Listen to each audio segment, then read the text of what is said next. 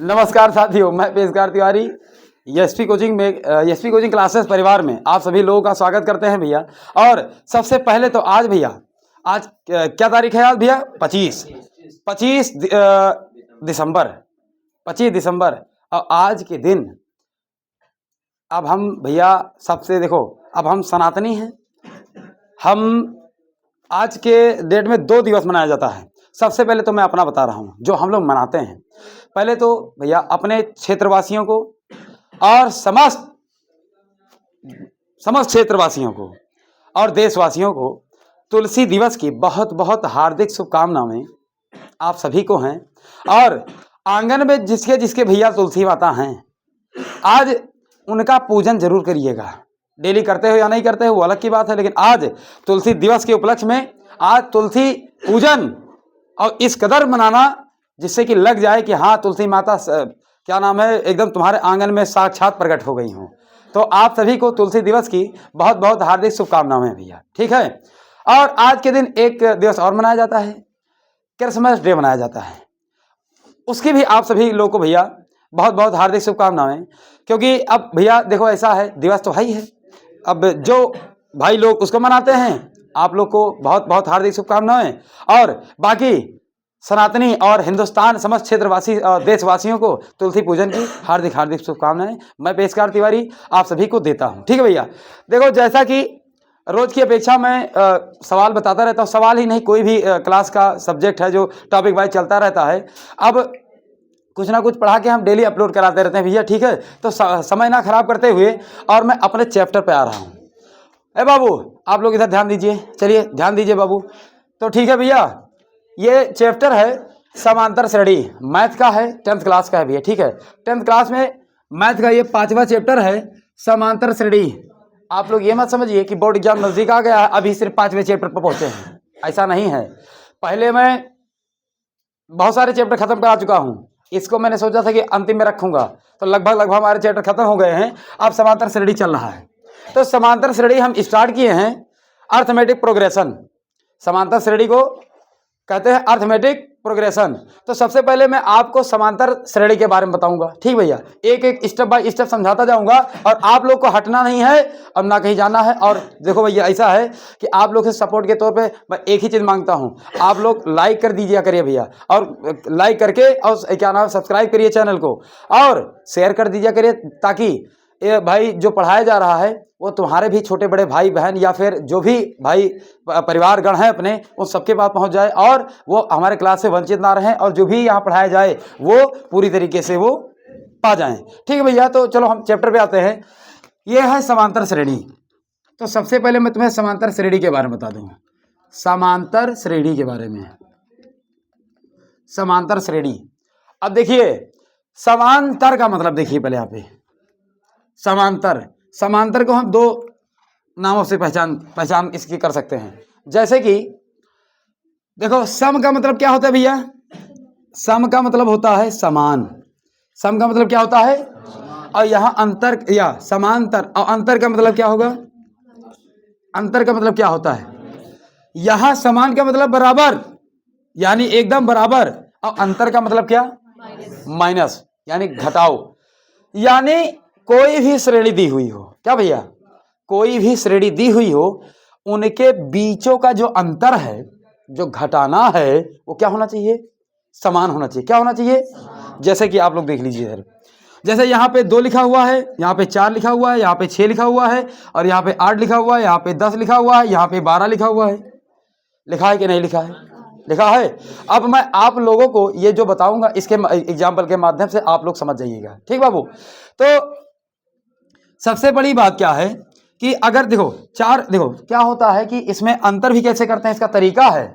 अब इसको A1 मानेंगे, इसको A2 मानेंगे, इसको A3 मानेंगे, इसको A4 मानेंगे, इसको A5 मानेंगे, इनको A6 मानेंगे। बताइए बात समझ में आया कि नहीं आया? अब घटाओ भी कैसे करते हैं?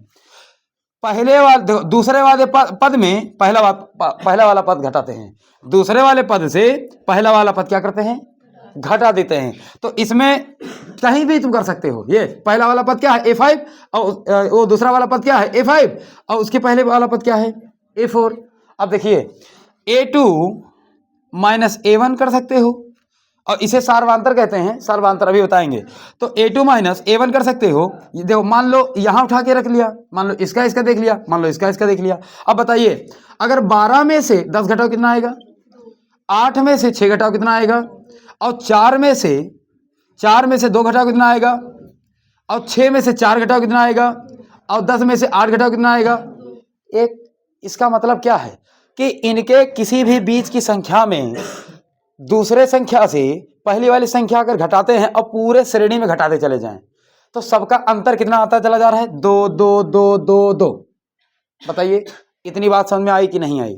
यानी कोई भी श्रेणी दी हुई है, कोई भी श्रेणी दी हुई है और उस श्रेणी का जो अंतर है समान अंतर, यानी बराबर का अंतर है, ये नहीं कि एक का अंतर आया है 2, एक का अंतर आया है 4, एक का अंतर आया है 5, एक का अंतर आया है 6, ऐसा नहीं होना चाहिए।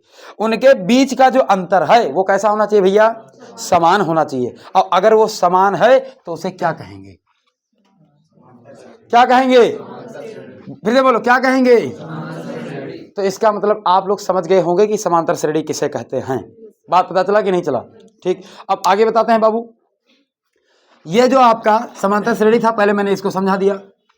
अब उसके बाद में भैया एक स्टेप बाय स्टेप समझाते जाएंगे और आप लोग देखते जाइएगा। ठीक, तो आगे जो है फिर इसको देखो 3 प्रकार से हम पढ़ते हैं। ठीक है, जैसे देखिए समांतर श्रेणी में एक है अनुक्रम, क्या भैया, अनुक्रम, और एक है श्रेणी, क्या भैया, और एक है श्रेणी, श्रेणी, ये 3 है। एक है अनुक्रम, एक है श्रेणी और एक क्या है, श्रेणी।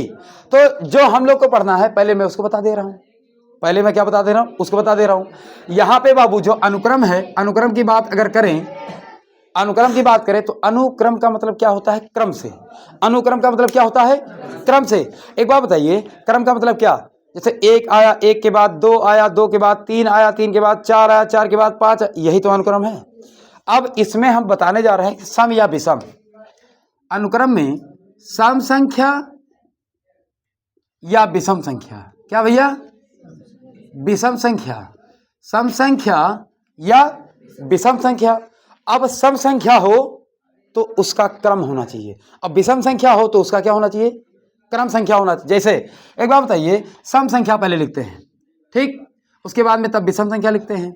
तो सम संख्या में सबसे पहले कहां से स्टार्ट करते हैं भाई, देखो ऐसा है, किसी संख्या के पीछे 0 अगर आता है तो वो भी सम संख्या कहलाता है। लेकिन हम शुरुआत किससे करेंगे, 2, देखो 2 है सम संख्या की नहीं है, उसके बाद क्या है, 4 है कि नहीं है, उसके बाद 6 है कि नहीं है, उसके बाद में 8 है कि नहीं है, उसके बाद 10 है कि नहीं है, बताइए 12 है कि नहीं है, फिर dot dot dot dot dot, बताइए कोई दिक्कत तो नहीं है। अब देखिए बाबू, आप लोग भी बहुत ध्यान से समझिएगा बाबू, ऑनलाइन वाले। तो ये देखो सम संख्या है लेकिन क्रम से है कि नहीं है। एक बात बताइए, मान लो 4 नहीं है, यहाँ पे 4 नहीं है, तो 2 के बाद 6 8 10 12 ये सम संख्या है, लेकिन क्या ये क्रम से है, क्या ये क्रम से है। अगर ये क्रम से नहीं है तो ये अनुक्रम संख्या कैसे होगा, अनुक्रम संख्या कैसे होगा। तो यानी यहाँ पे जो संख्या नहीं है 4 के हो जाने से ये पता चल गया कि चाहे सम संख्या हो और चाहे विषम संख्या हो, वो क्रम से होना बहुत जरूरी है कि नहीं है। और अगर वो क्रम से है तो वो तुम्हारा क्या होगा, अनुक्रम होगा। अगर वो क्रम से है तो क्या होगा, और चाहे विषम संख्या में आ जाओ, विषम संख्या कहां से स्टार्ट होता है, 1 से।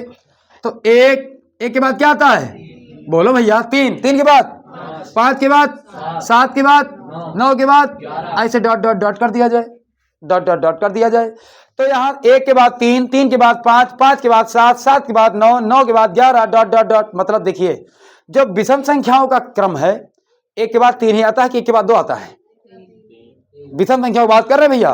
1 के बाद 3 आ रहा, 3 के बाद 7 आएगा, 5 आएगा, 5 के बाद 7, 7 के बाद 9 आएगा कि 11 आएगा। यानी जो विषम संख्या है भैया, जो विषम संख्या है उसका क्रम है कि नहीं है क्रम कि नहीं है। और अगर इसका क्रम है तो यह तुम्हारा अनुक्रम होगा, क्या होगा, यानी सम संख्या हो चाहे विषम संख्या हो, अगर वो क्रमानुसार है तो वो अनुक्रम होगा, क्या होगा, अनुक्रम होगा। और अगर उसे कहे अनुक्रम श्रेणी, क्या कहेंगे भैया, अनुक्रम श्रेणी कब कहेंगे, जब देखो अनुक्रम श्रेणी तब कहेंगे जब उनके बीचों का अंतर क्या होना चाहिए, बीचों का अंतर क्या होना चाहिए, बीचों का अंतर क्या होना चाहिए, समान होना चाहिए। क्या होना चाहिए, समान होना चाहिए। समान मतलब देखो 4 में 2 घटाओ कितना, और 6 में 4 घटाओ कितना, 8 में 6 घटाओ कितना, और 10 में 8 घटाओ कितना, 12 में 10 घटाओ कितना, यानी समान अंतर है कि नहीं है। तो इसे कह सकते हैं अनुक्रम श्रेणी। क्या कह सकते हैं। अब बताइए इतने में कहीं कि किसी को दिक्कत तो नहीं है। आए बाबू दिक्कत है क्या। अब देखिए विषम में घटा के देखो, 3 में 1 घटाओ, 5 में 3 घटाओ, 7 में 5 घटाओ 2, 9 में 7 घटाओ 2, 11 में 9 घटाओ। बताइए अंतर समान है कि नहीं है। तो इसलिए क्या कहेंगे, अनुक्रम श्रेणी कहेंगे कि नहीं कहेंगे। चाहे सम संख्या हो चाहे विषम संख्या हो, कोई भी हो, बस उसके बीच का जो अंतर है वो समान होना चाहिए। तब वो अनुक्रम क्रम के अनुसार हो और बीच का अंतर समान हो, तब उसे अनुक्रम श्रेणी कहेंगे। क्या कहेंगे। अगला देखिए बाबू, अब ये जो श्रेणी है, श्रेणी बहुत ही आसान है, श्रेणी बहुत आसान है। और इससे ज्यादा आसान अब क्या होगा। अब इसको समझने के लिए एक ही चीज बताऊंगा, आसानी समझ में आ जाएगा। बाबू जो अनुक्रम में तुम्हारी संख्याएं होती हैं, जो अनुक्रम में तुम्हारी संख्याएं होती हैं, ये दी हुई हैं, कुछ नहीं करना है। या तो देखो जितनी भी दी हुई हैं, श्रेणी का मतलब ये कर देना है कि उधर वो क्रम से लिखी हुई हैं, उसी सबको उठा करके यहां में सबको जोड़ देना है। 2 + 4 + 6 + 8 + 10 + 12 ... जो अनुक्रम श्रेणी में दी हुई हैं उन सबको उठा के जोड़ देना है। ऐसे लिख देना है, या तो सबको उठा के घटा देना है, या तो सबको उठा के जोड़ देना है, या तो सबको उठा के क्या कर देना है, घटा देना है। तो ये तुम्हारा श्रेणी हो जाएगा। क्या हो जाएगा, ये तुम्हारा श्रेणी हो जाएगा। बताइए बात समझ में आया कि नहीं आया, आया कि नहीं आया। इतने देखो अनुक्रम और श्रेणी और समांतर श्रेणी इतने की जरूरत है अभी 10th क्लास में। श्रेणी की जरूरत आगे पड़ेगी, तो इसको मैं अगले क्लास में अच्छे से एक्सप्लेन कर दूंगा। लेकिन इतनी बातें तुम लोग को बताओ समझ में आई कि नहीं आई, आई। ठीक है, अब आगे क्या है उसको बताता हूं भैया। हमने तुमको समांतर श्रेणी समझाया, हमने तुमको अनुक्रम श्रेणी समझाया, हमने तुमको श्रेणी समझाया। अब इसके बाद में जो है वो बताने जा रहा हूं, एक स्टेप बाय स्टेप समझते जाइए। देखो अगर कॉन्सेप्ट समझ में नहीं आया ना तो सवाल नहीं लगेंगे। एक चीज आप समझ लीजिएगा, देखते हैं भैया आगे, बहुत जरूरी है ये। हाँ, एक इसमें टॉपिक आता है सार्वांतर। क्या था भैया, सार्वांतर। देखो यनवा पद ज्ञात करने के लिए, यनवा पद ज्ञात करने के लिए, प्रथम पद ज्ञात करने के लिए, इसके अलावा भी द्वितीय पद, तृतीय पद, चतुर्थ पद, पंचम पद, क्या ना षष्ठम पद, सप्तम पद, अष्टम पद, जितना भी ज्ञात करना है वो कैसे ज्ञात किया जाएगा थोड़ा अभी समझाऊंगा, इसमें देख लो। तो एक स्टेप बाय स्टेप समझाते जाऊंगा, देख लीजिएगा। अब ये सार्वांतर को किससे व्यक्त करते हैं भैया, किससे व्यक्त करते हैं।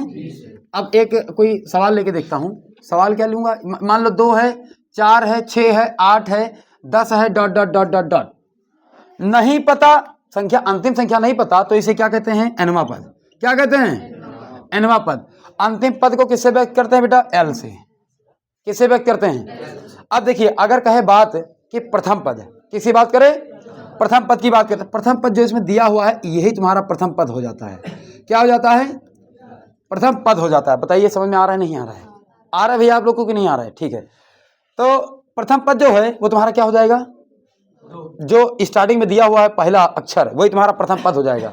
अब इसे व्यक्त कैसे करते हैं, इसे व्यक्त करते हैं A1 से, फिर क्या A2 से, A3 से, A4 से, A5 से, फिर ... जो है एनवा पद, अपना एनवा पद चला गया। बताइए कोई दिक्कत। अब देखिएगा एक बात देख लीजिए, जैसे मान लो अभी हम सार्वांतर बाद में बताएंगे, पहले बताएंगे कि प्रथम पद, द्वितीय पद, तृतीय पद, चतुर्थ पद, पंचम पद, ये सब निकालेंगे कैसे। तो एक चीज बताइए, हमने तुम्हें बताया तो नहीं ऐसा, लेकिन फिर से सुन लीजिए आप। हाँ, जैसे हमने कहा कि भैया अगर तुम्हारे घर पे तुम्हारा छोटा बड़ा, जैसे मान लो पापा हैं, ठीक, तुम 4 भाई हो, हैं, और तुम जब फीस मांग रहे हो तो फीस इकट्ठा नहीं दे पा रहे हैं, तो एक दिन वो तुमको 100 रुपया दे दिए, एक दिन वो 100 रुपया तुमको दे दिए। कितना रुपया दे दिए भैया? 100 रुपया तुमको दे दिए ये, और बोल दिए कि अब मैं इकट्ठा नहीं दे पाऊंगा, डेली मैं तुम्हें 10-10 रुपया देता रहूंगा। क्या क्या बोले कि अब मैं इकट्ठा नहीं दे पाऊंगा, मैं डेली प्रतिदिन मैं तुम्हें 10 रुपया दूंगा और उस 10 रुपया को तुम इकट्ठा करते जाना, इकट्ठा करते जाना। तो एक बात बताइए, जो ये तुम्हें ये एक दिन 100 रुपया मिल गया, ये 100 रुपया तो तुम्हारा चल ही रहा है डेली, लेकिन जो मिल रहा है वो इसी में तो जुड़ के लिखा जाएगा। तो सुनिएगा, मान लो 100 रुपया तुमको आज दे दिए, आज दे दिए, ठीक भैया। अब अगले दिन वो 10 रुपया दिए, तो अगले दिन क्या लिखोगे? ये 100 तो है ही है, ये 100 भी लिखोगे, और जो 10 रुपया दिए वो नहीं लिखोगे? बताइए, लिखोगे कि नहीं लिखोगे? अगले दिन फिर दिए तुमको, दूसरे फिर तीसरे दिन फिर आया, तो 100 रुपया तो तुम्हारा है ही है, 100 रुपया तो है ही है। एक दिन तुम्हें 10 दिए थे, वो 10 भी रहेगा, और प्लस में फिर तुम्हें 10 दिए, तो वो क्या होगा तुम्हारा? वो भी 10 होगा। फिर अगले दिन, मतलब डेली वही काम कर रहे हैं ना, तो जो देते जाएंगे वो भी लिखा जाएगा, और जो दिए हैं वो भी लिखा जाएगा, और जो देंगे वो भी लिखा जाएगा। तो देखिए, 100 तो तुम्हारा ये है, इसके पहले फिर तुम्हें 10 दिए थे, वो भी 10, फिर दिए थे वो भी 10, और फिर जो आज दिए हैं वो भी 10। मतलब वो जुड़ता जाएगा नहीं जुड़ता जाएगा? बताइए, जुड़ता जाएगा नहीं जुड़ता जाएगा? तो इधर देखिए, जो तुम्हारा प्रथम पद का मतलब जो पहले दिन जो तुम्हें पैसा दिया गया था, वो तुम उसको व्यक्त करते हैं ए से। किसे व्यक्त करते हैं? किसे व्यक्त करते हैं? और जो डेली देते चले जा रहे हैं उसके बाद में जो पहले दिए हुए हैं वो ए से, जो डेली देते चले जा रहे हैं उसे डी से, जो डेली देते चले जा रहे हैं उसे किसे? डी से। तो ये देखिए, इसको किससे व्यक्त करते हैं? ए, और इसको किसे व्यक्त करेंगे? डी से। अब बताइए, इसको किसे व्यक्त करते हैं? ए से। अब ये भाई ये जो 10 है, 10 को किसे व्यक्त करते हैं? तो डी प्लस क्या? डी, यही तो। अब फिर भाई इधर देखो, 100 को किससे? ए से। अब प्लस में ये 10 को किससे? और फिर प्लस में 10 को किससे? फिर प्लस में 10 को किससे? बात समझ में आ रहा है कि नहीं आ रहा है? अब एक बात सुनिएगा, ये तुम्हारा प्रथम पद, ये तुम्हारा द्वितीय पद, ये तुम्हारा तृतीय पद, ये तुम्हारा चतुर्थ पद। इतना बात समझ में आया? अब इसको लिखेंगे कैसे? ए बेटा इधर देखो बाबू, इतना खोई खोई सी लग रही हो तुम। वारे रेखा बिटिया, रेखा जब घर से चलती हैं तो सोचती हैं चलो आराम से बैठे रहेंगे और जो होगा वो देखा जाएगा, जान पाएंगे तो ठीक है, नहीं जान पाएंगे तो ठीक है। बिटिया हो, ए पुतो, ए बच्चा, ए माँ सुन गुड्डी, इधर देख लो, अगर यहाँ से तुम कहीं गड़बड़ाई तो सवाल जान नहीं पाओगी, कभी नहीं जान पाओगी, बल्कि नथुनिया बनी है। इतना बड़ा अरगानी जैसा नकवम यहाँ पहने, यहाँ तक लटका है। अरे जैसे पुराने ज़माने में जो बूढ़ी माता दादी आदि होती थी, जो यहाँ पहन करके और सब लोग के यहाँ छेदवाते हैं, वो यहाँ बिचों में पता नहीं क्या छेदवा लेती थी, और छेदवाने के बाद में भाई परंपरा, ट्रेडिशन, पारंपरिक जो चलता चला आ रहा था वही वाला मामला है। यहाँ छेदवा लेती थी और इतना बड़ा बाला पहन लेती, यहाँ लटका रहते थे ऐसे ऐसे। और जब यहाँ तक लटका रहता था, जब वो खाना खाती रही होंगी तो पहले पकड़ के ऐसे तानती रही होंगी, तो है यही वाला हाल है। अब ये तो इस तरह है, अब ये यऊ बड़की नथुनिया बन के आई हैं। अच्छा ठीक है, आगे देख लो। अरे दिया कि ले हमको ना देखो, हम तो काले कलूटे हइये हैं, बोर्डवक देख लो। ए बाबू देखो, तो सूत्र देखिए, प्रथम पद ज्ञात करने के लिए क्या है? ए, और द्वितीय पद ज्ञात करने के लिए क्या है? ए प्लस, ये सूत्र बनता जा रहा है, आप ध्यान से समझिए, एग्जाम्पल के माध्यम से सूत्र बताता जा रहा हूं। तो ए प्लस डी हो गया। अब अगला अगर तृतीय पद ज्ञात करना है तो ए प्लस डी कितनी बार? तो 2d। क्या हो गया? अगर तुम्हें चतुर्थ पद ज्ञात करना, क्या है हो, ये प्रथम है, द्वितीय हो गया, ठीक है, ये तृतीय हो गया। अब चतुर्थ पद अगर तुम्हें ज्ञात करना तो ए कितनी बार और डी कितनी बार? तो प्लस में क्या करोगे? बताए कोई दिक्कत? इसी प्रकार तुम ऐसे ही प्रथम पद, द्वितीय पद, तृतीय पद, चतुर्थ पद, पंचम पद जो भी तुम लिखते जाओगे, पूरा इस तरह सूत्र तुम्हारा बनता चला जाएगा। बताइए समझ में आया कि नहीं आया? अगर आप लोग के ये बात समझ में आ गई, खोपड़ी में घुस गई, देखिए आप लोग मेरा साथ दीजिए, मेरा काम है कि तुम्हारे खोपड़ी में छेद करके हर कॉन्सेप्ट को एकदम दिमाग में ठूंस दूं, कुछ भी हो जाए वो बाहर नहीं निकलेगा। बस एक बार सिर्फ आप लोग समझिएगा, ठीक भैया? चलिए ये हो गया, ठीक।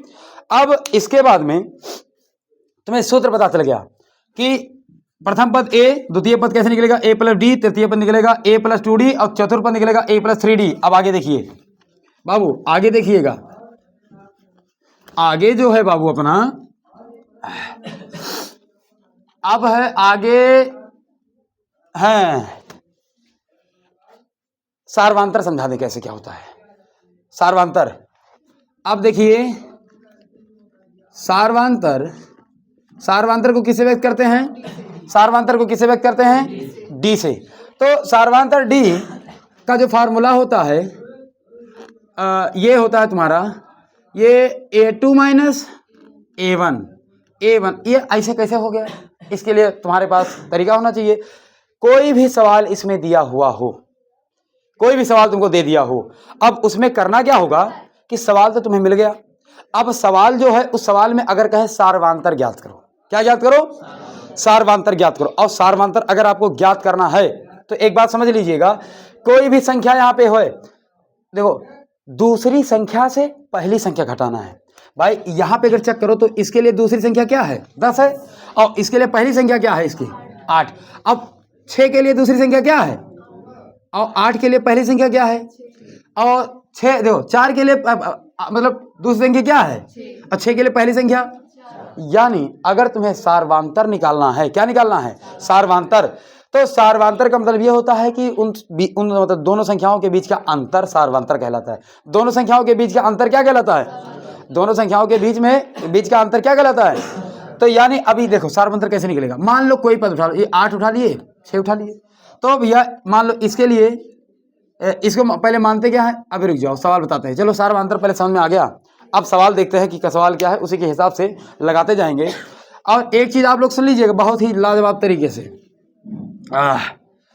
सवाल ए मोनी, चलो एक कोई सवाल दो बिटिया, एक्सरसाइज स्टार्ट करो, एक्सरसाइज। हाँ अब कॉन्सेप्ट जितना हमें बताना था बता दिए हैं, अब आगे सवाल के साथ साथ कॉन्सेप्ट और बताते रहेंगे, ठीक है। एक सवाल बता बिटिया, चलो पहले कोई सवाल बोलो, रुक जाओ, इंक बेटा भर लें और उसके बाद में स्टार्ट कर दिया जाए।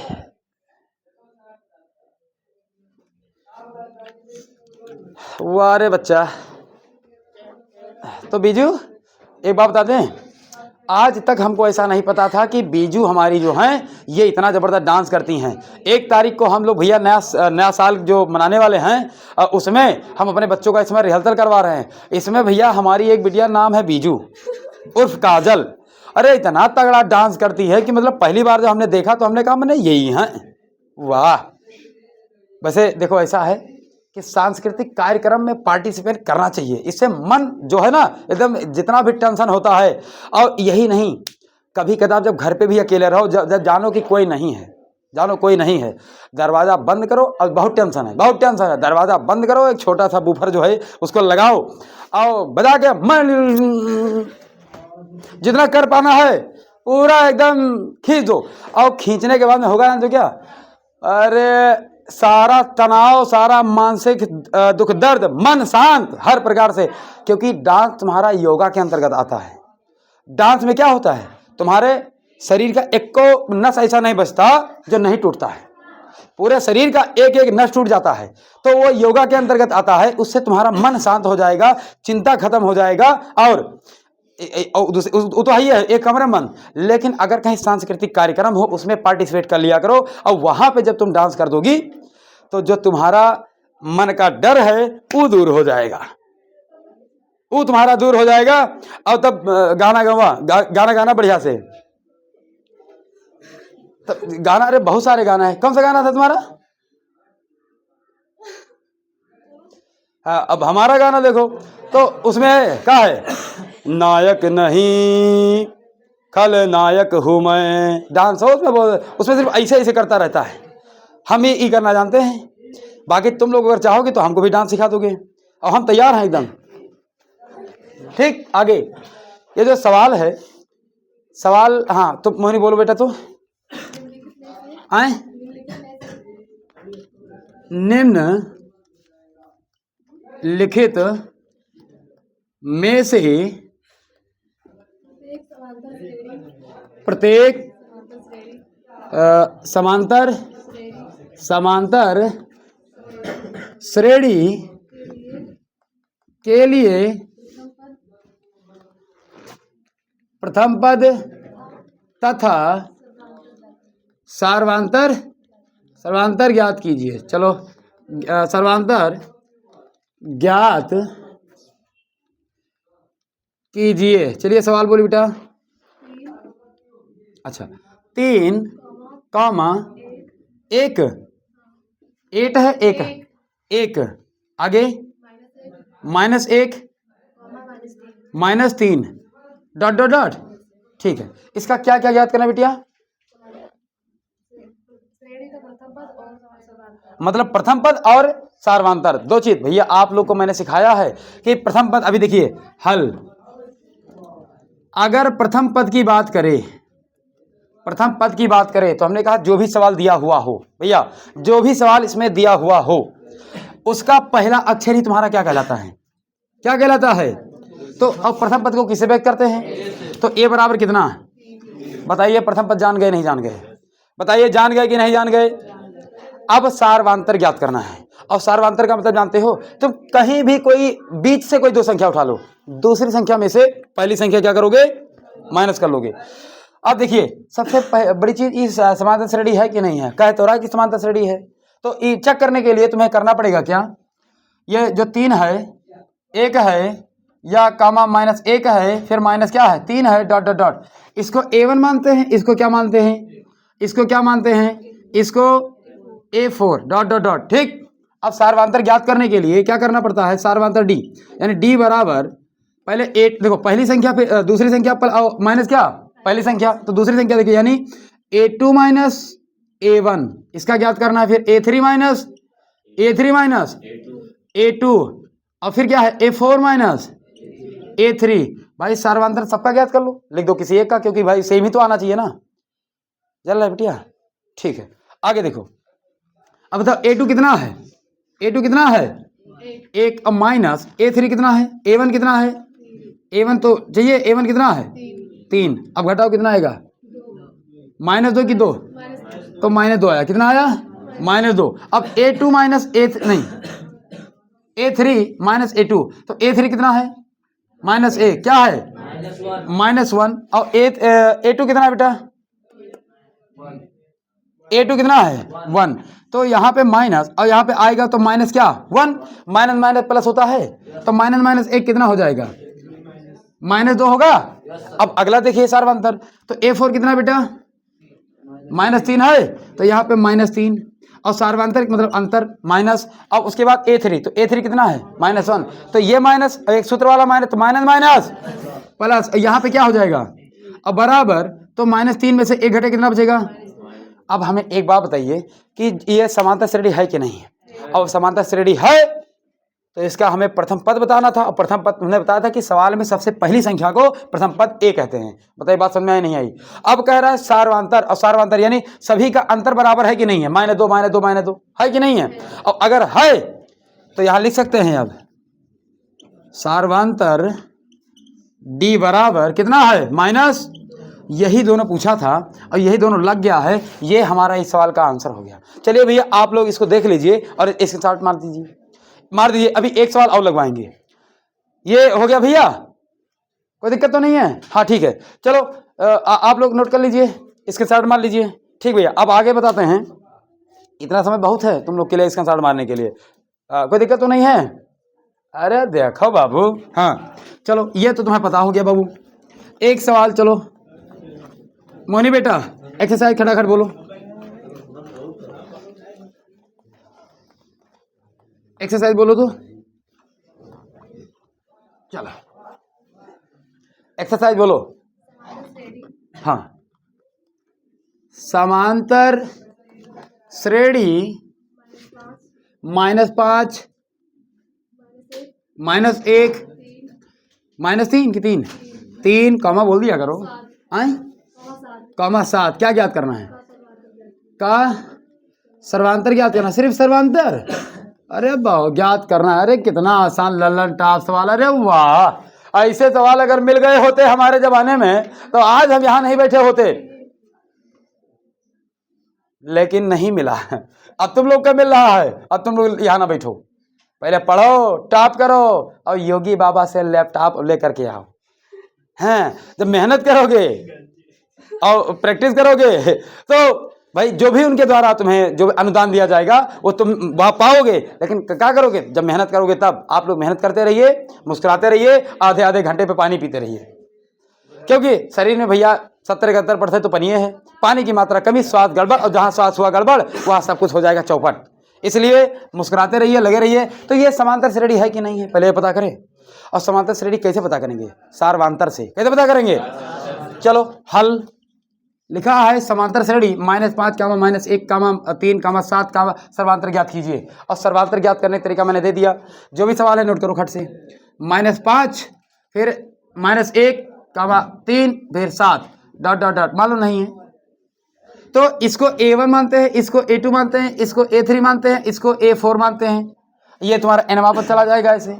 बताइए बात समझ में आ रही नहीं आ रही है? अब आगे जो है मान लो सार्वांतर ज्ञात करना है। सार्वांतर ज्ञात करना है तो सार्वांतर को किससे व्यक्त करते हैं? D से। और D यानी A2 - A1, ठीक। फिर A3 - A2, फिर A4 - A3। कोई दिक्कत तो नहीं है? बहुत आसान तरीका है। और इससे तुम्हारा पता चल जाएगा कि समांतर श्रेणी की है कि नहीं है, और सार्वांतर भी तुम्हारा पता चल जाएगा, ठीक। अब A2 कितना बेटा? -1। क्या है? -1। और इसके देखो सूत्र वाला माइनस, तो माइनस लगाओ। अब A1 कितना है? -5। तो माइनस माइनस क्या होगा? और यहाँ 5, तो 5 में 1 घटाओ, कितना बचेगा? 4। प्लस में कि माइनस में? कोई दिक्कत तो नहीं है? आगे देखिएगा, ये A3 कितना है? A3 कितना है? 3। और 3 और सूत्र वाला माइनस। और A2 कितना है? -1। क्या है? तो 1 - 1 प्लस क्या हो गया? +1। और 3 क्या हो जाएगा? 4। अब उसके बाद में ये तुम्हारा क्या है? A4 कितना बेटा? 7। और सूत्र वाला माइनस। और A3 कितना है? 3 है। तो बराबर 7 में 3 घटाओ, कितना बचेगा? बताए सभी का अंतर बराबर है। समांतर श्रेणी है। और अगर समांतर श्रेणी है तो इसके बीचों का अंतर तुम लोग निकाल चुके हो। कोई भी लिख दो तो लिख सकते हो सार्वांतर D बराबर कितना बेटा? 4, 4। ये तुम्हारा सवाल आ चुका है। और इसी तरीके से लाजवाब तरीके से सीखने के लिए मेरे साथ यानी पेशकार तिवारी के साथ यानी एसपी क्लास गोंडा परिवार के साथ जुड़ करके, और आप लोग कहीं से भी कोई भी क्वेश्चन हो, मैथ का हो या फिर कोई रीजनिंग का हो या कंपटीशन लेवल का हो या हिंदी का हो, या फिर आप ये समझ लीजिए कि सिलेबस का हो, फिजिक्स का हो, केमिस्ट्री का हो, बायो का हो, कोई भी सब्जेक्ट है, इंटर लेवल का हो या कंपटीशन लेवल का हो, आप लोग को सीखने के लिए हम अपने परिवार यानी एसपी क्लासेस गोंडा परिवार में आप जुड़ जाइए और लगातार जुड़ करके प्रैक्टिस करिए। देखिए आप लोग धैर्य बना करके तैयारी करते रहिए, प्रैक्टिस डेली करते रहिए, क्योंकि आप देखो आपके पास समय बचा है रिवीजन का, और साथ में तैयारी करते रहिए और धैर्य बना करके अपने घर पर रहिए। कहीं घूमने मत जाइए, स्कूल जा पाए जाए कोई बात नहीं, कोचिंग घर जा रहे तो कोचिंग बराबर जाइए, घर पे बैठ के प्रैक्टिस करिए और अब साल पेपर सॉल्व करिए। आगे चल करके ये तुम्हारा रिजल्ट देगा भैया, ठीक है। इसी के साथ में जय हिंद, जय भारत, वंदे मातरम।